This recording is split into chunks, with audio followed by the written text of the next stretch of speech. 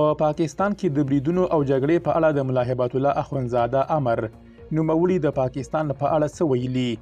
درنو لیدونکو ستړي مشئ. په اسلام آباد کې د اسلامي امارت استازي سردار احمد شکیب ویلي واکمني به هیڅ چاته اجازه ورنکړي چې پاکستان او یا کوم بل هیواد کې دي بریدونه وکړي. نوموړي دغه څرګندونې له جیو نیوز سره د خبرو پر مهال کړي دي. هغه ویلي چې دا د ملا هبت الله امر دی، که څوک سرغړونه وکړي نو قانوني چلن به ورسره کیږي. تر دې وړاندې هم په دې برخه کې ډیر داسې کسان نیول شوي دي. واکمني په پاکستان کې نه امني نه غواړي او په خپل دې دریځ ټینګه ولاړه ده چې د پاکستان په ګډون د هیڅ هیواد په خلاف به فعالیتونه د افغانستان له خاورې نه ترسره کیږي. هغه وایي چې اوس مهال د دوی له لارې له پاکستاني طالبانو سره خبرې اترې نه کیږي. نوموړي د پاکستان ملي سرود ته د سپکاوي په برخه کې ویلي چې په پیښور کې د دوی سره کونسل د دواړو هیوادونو د اړیکو د پراختیا په موخه دغه مراسمو ته ورغلی و.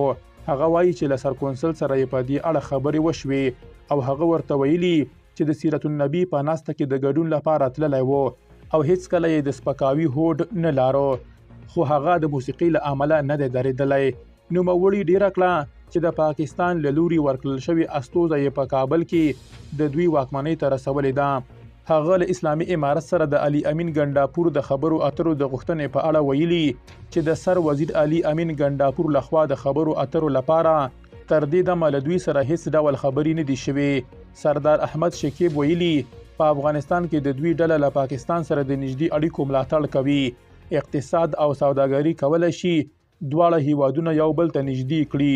نوموړي ویلي له بده مرغه د پیښور تورخم لاره له یوې میاشتې راهیسې تړلې ده.